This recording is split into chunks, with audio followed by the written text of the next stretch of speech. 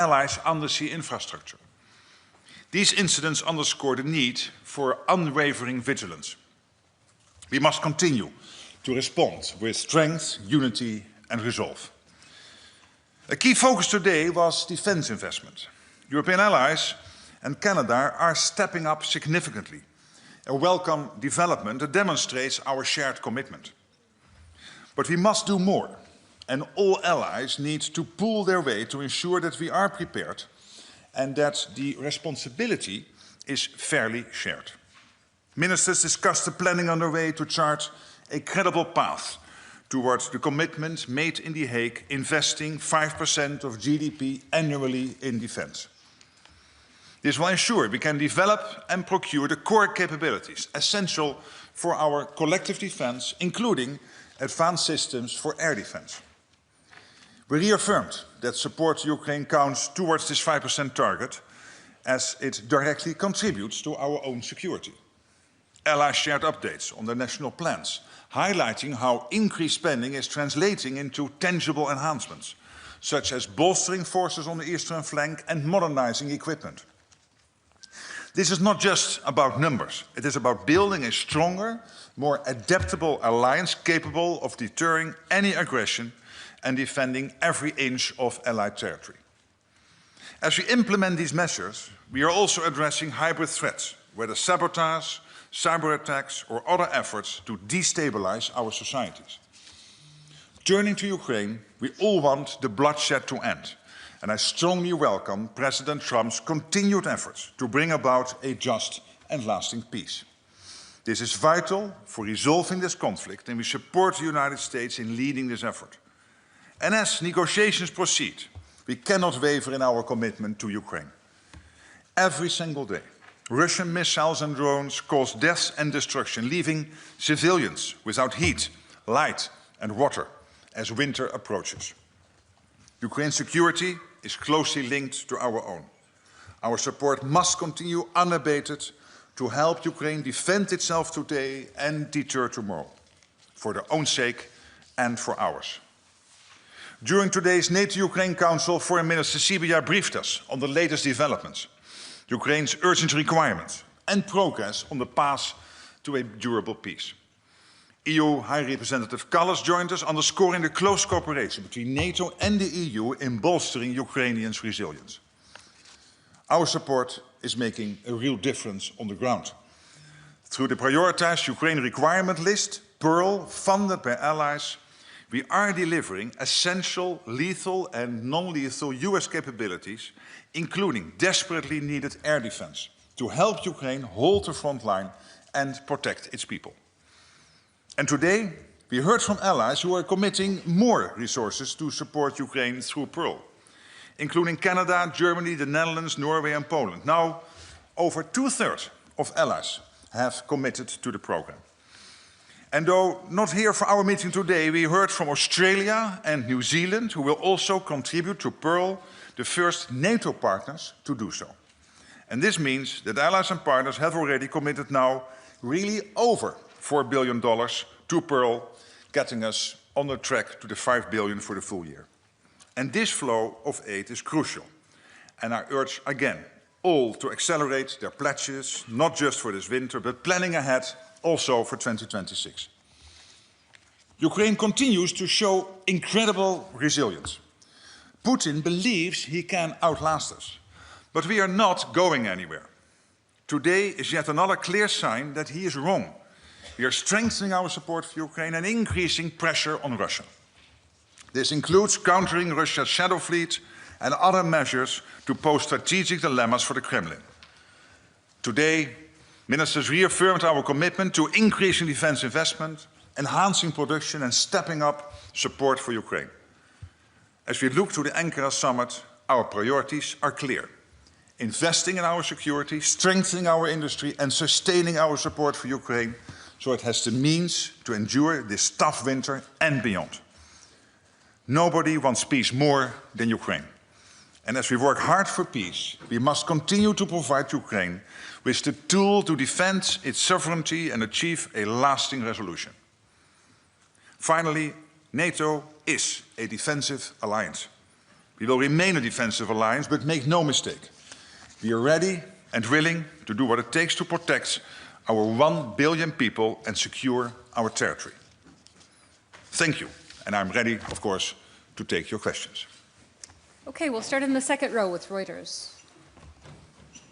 Thank you very much, Lily from Reuters. In the NATO strategic concept, the Allies agreed a few years ago that the Russian Federation is the most significant and direct threat to Allies' security and to peace and stability in the Euro-Atlantic area. Based on your discussions today, do you believe that all allies, including the United States, still share this assessment that Russia is the most significant threat to the alliance? And what role will NATO have in future discussions, if they take place, over the European security architecture? Thank you. Well, on the first question, there's no reason to debate the outcome of the strategic concept. It's there, it stays there, and what I hear from all allies is that they're completely committed to that thinking and also making sure that we implement all the measures consistently with that notion and that strategy.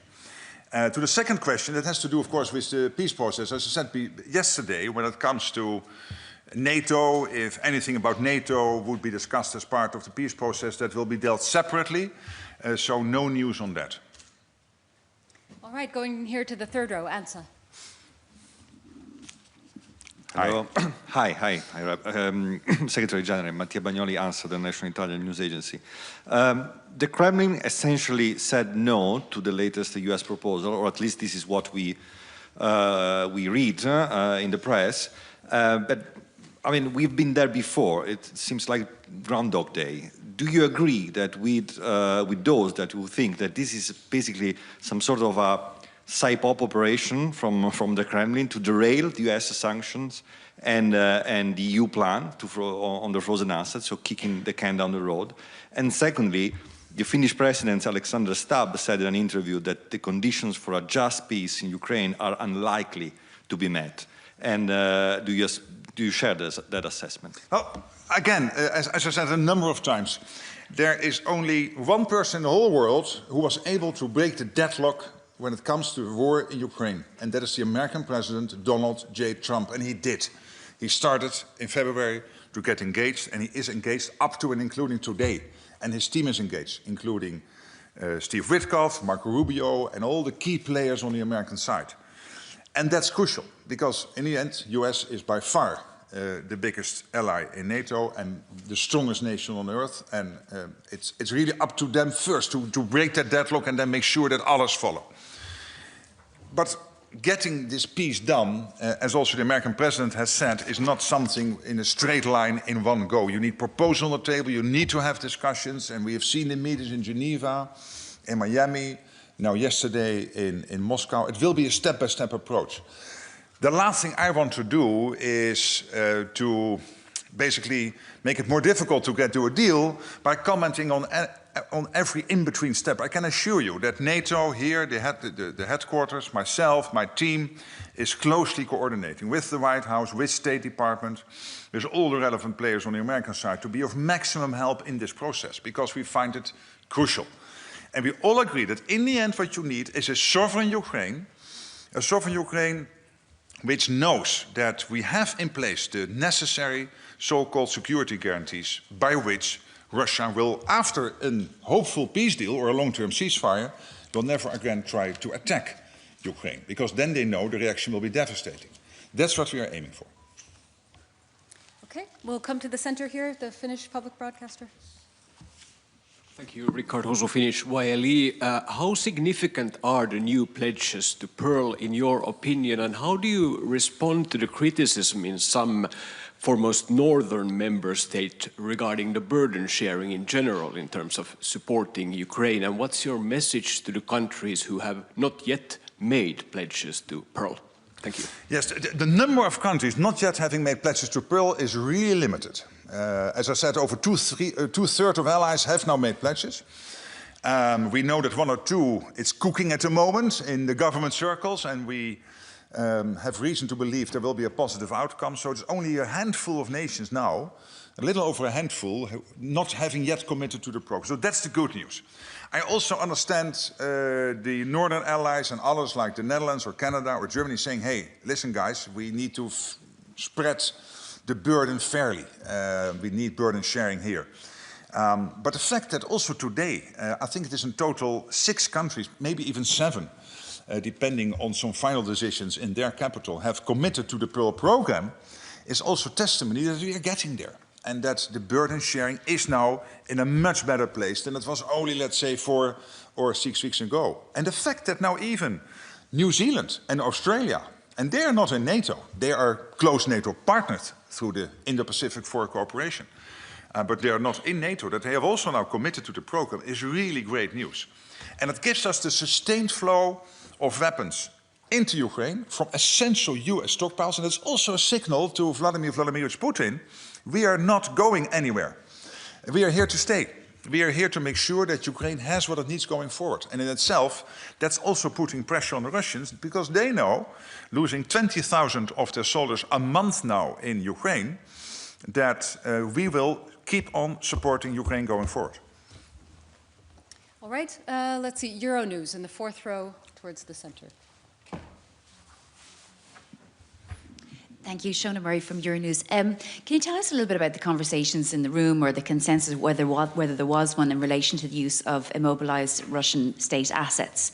Obviously, we know there's the announcement from the Commission today. There's some countries there that have assets like France, the UK, Canada, aside from Belgium, and the US had obviously had plans initially to use them. So tell us a little bit about the conversations and whether you think there should be a reparations loan using them. Thanks. Well, this is clearly something which is primarily, of course, playing out at the level of the European Union and the European Union in close conjunction with the UK, US and others.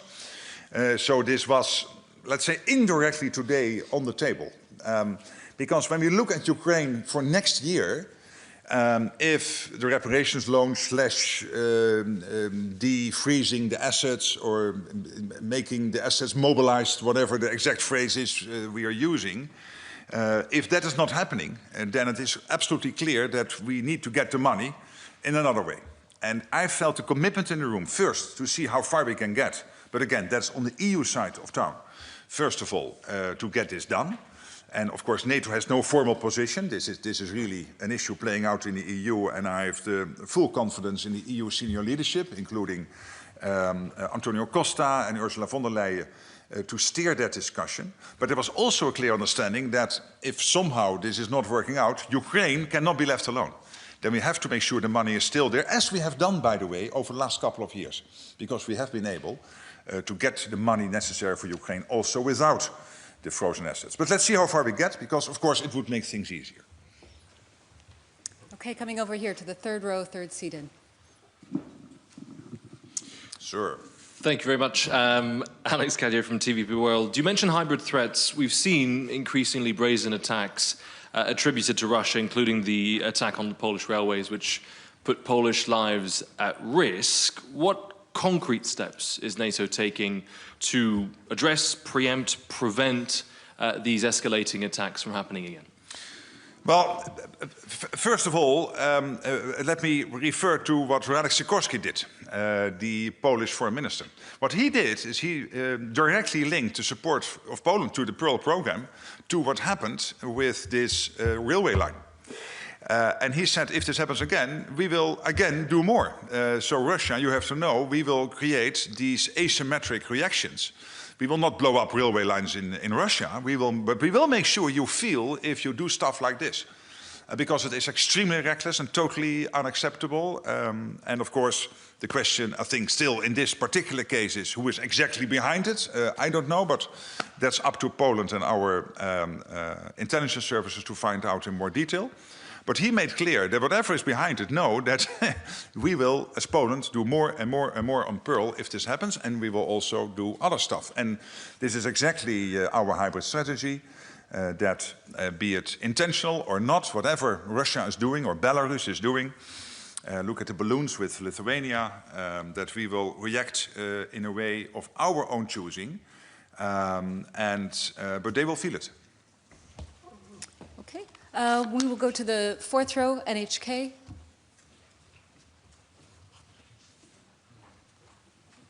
Satya from NHK, the public TV station of Japan. Thank you. Hello. Thank you. Ma'am. I'd like to ask about the annual report on China that has been endorsed today by the ministers, I believe. Could you share with us what new concerns were raised by the allies? What you see in the debate about China for some time now in NATO, and today was, I think, also testimony of that, is that we see China closely working together with Russia, North Korea and Iran when it comes to enabling Russia's war effort in Ukraine. China can be seen as one of the key enablers, maybe even the key enabler of Russia when it comes to the war effort in Ukraine, by sanction circumvention, by dual-use goods deliveries, and also by other means. At the same time, we see China rapidly building up its own armed forces with a lack of transparency. There's a total lack of transparency, and what we do know is that even with the lack of transparency is that they will get to 1,000 nuclear warheads by the end of the decade, that they have now more Navy ships sailing than the United States. They have, of course, a big shipbuilding industry. They have anyway a largely huge developed defense industrial base. We have some of the biggest defense industrial companies in the world now are from China. 5 to 10 years ago you would find none. Now you find a couple in the top 10. So this is all evidence that we cannot be naive, and we know they're thinking about Taiwan, and we also have the absolute conviction that if China would ever move against Taiwan, that first Xi Jinping will call Vladimir Putin and ask him to keep us busy in this part of the world. So these theaters, the Indo-Pacific and the Euro-Atlantic, are more and more interconnected. So this is the type of debate on which we build on today. All right, let's come here to the second row. We'll have first Moldova. Thanks. Good afternoon.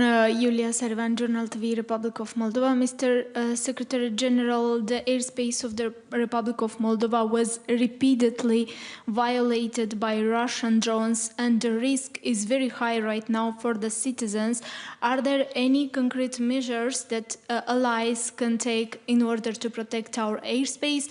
And the second question would be, recently Kaja Kallas stated that the withdrawal of the Russian troops from the Transnistrian region should be part of the discussion in the negotiations of peace.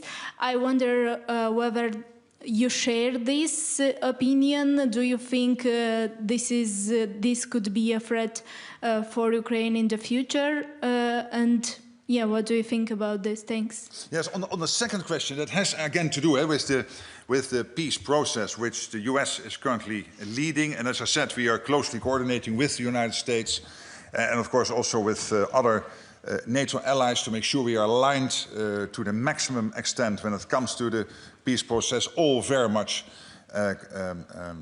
basically commending the fact that the US is doing this and that the American president has taken that initiative and feels the responsibility as being the biggest nation on earth to get this terrible war to a conclusion. But again, I'm really reluctant to discuss all kinds of specific elements, because me doing that in an official press conference would add complexity to the peace talks. So you have to accept that I'm speaking a little bit blurred on this and not as open as I would like to do. On the first issue, when it comes to airspace violations in Moldova, I can assure you that NATO and Moldova, and also countries like Romania, who is of course very close to Moldova, are closely coordinating with Moldova on this situation. Of course, trying to be maximum helpful and also clearly signaling to the Russians that this is reckless and unacceptable. Okay, and just next to her in the second row, Anadolu. Hello, Turkish News Agency, Anadolu, Melike Pala. While peace talks too and war in Ukraine going on, we are also seeing that countries strengthen their military policies, such as extending service duration, considering mandatory conscription for all men, and also increasingly including women in mobilization plans.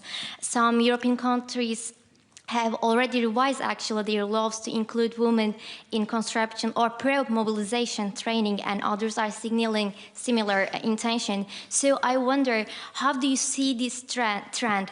Does it reflect preparation to secure long-term peace in Europe, or a response to potential future conflicts? Thank you. Well, when it comes to making sure that our militaries are to the max prepared for the situation at hand, and we know at the moment that Russia is spending about 40% of its state budget on defense, about $200 billion a year. And their purchasing power with the 200 billion is higher than we in Europe because of a different construction of our economies.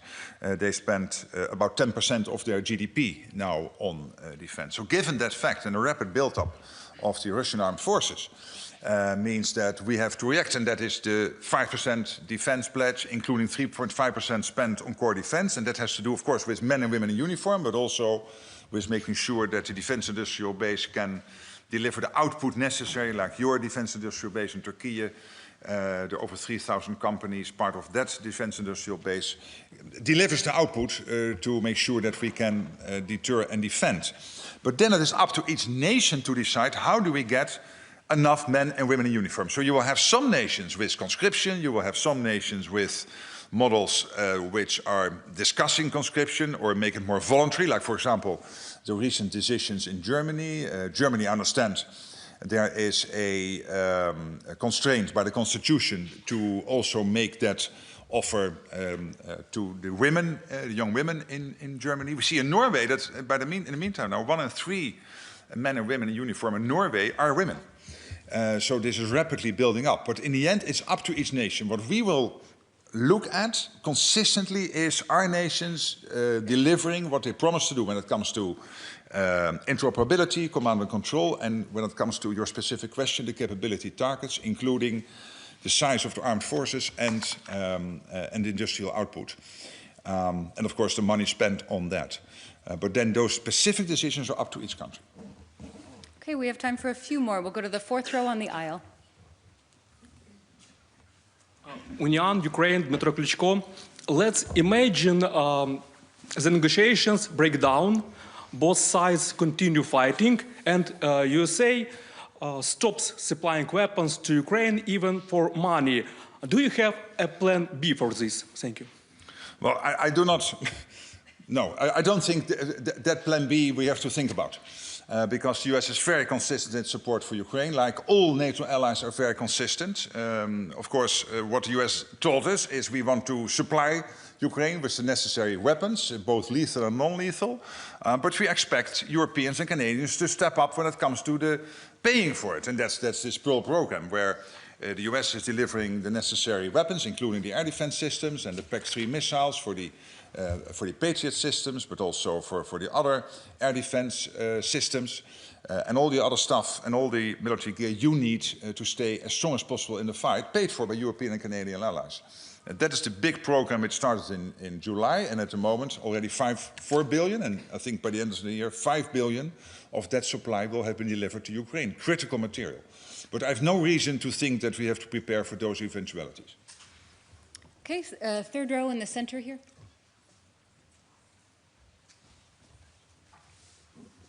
Mikhail Kalinin, The Insider, Russian Media in Exile.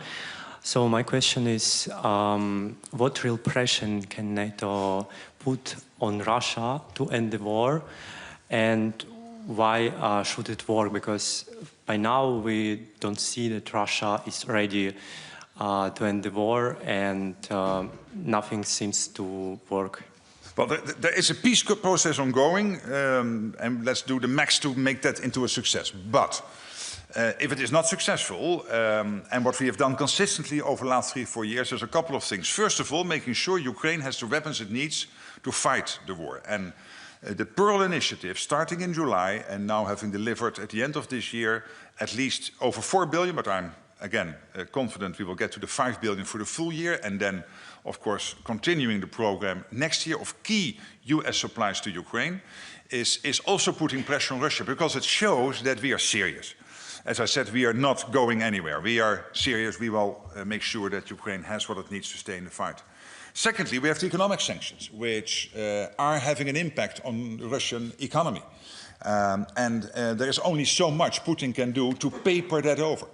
To a certain extent, with some sovereign assets and whatever he has, he can try to give the impression to the Russian people that all is fine. But we know that increasingly it is hollowing out.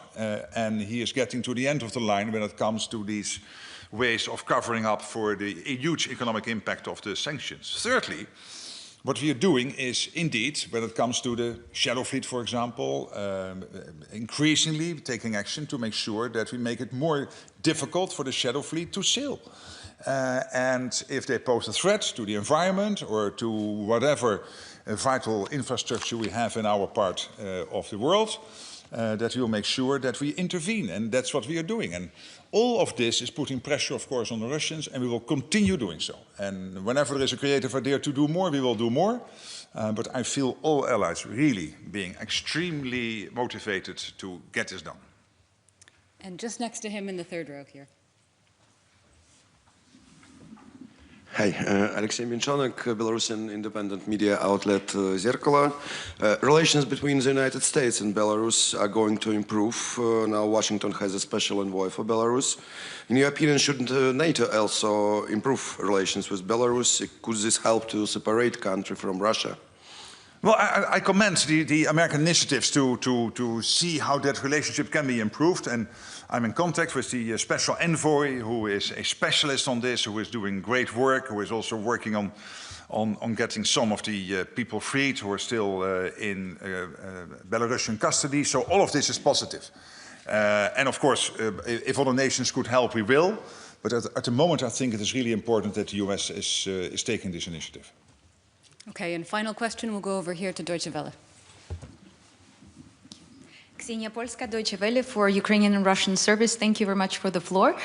So you talked about what is already being done to put pressure on Russia, but I would like to know, you are familiar with the matter of the talks. I know you don't want to talk about the details very much, but do you know whether the Russian position, thanks to your American counterparts, has moved a tiny bit closer to the Ukrainian position within these days, thanks to all these measures that are being taken? And also, what should the next steps by NATO and the European Union, the allies and partners, be to actually make sure that at some point, and we hope sometime soon, both Russia and Ukraine sit at the table?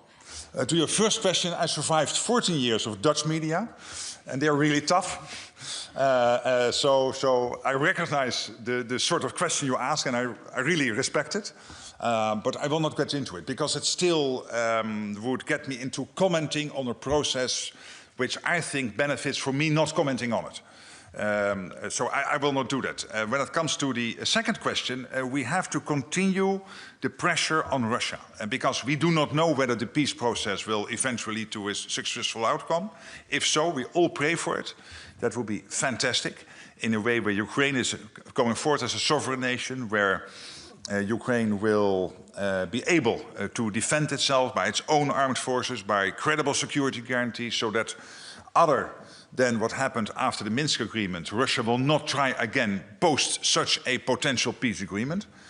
And that means continuing the flow of weapons, continuing the economic pressure, and therefore changing the calculus of President Putin, for him to understand that there is no way out, that eventually he will have to compromise, be it now, hopefully, and if not, in the near future. Thank you. Thank you all so much, and have a good afternoon. Have a great afternoon. Thank you.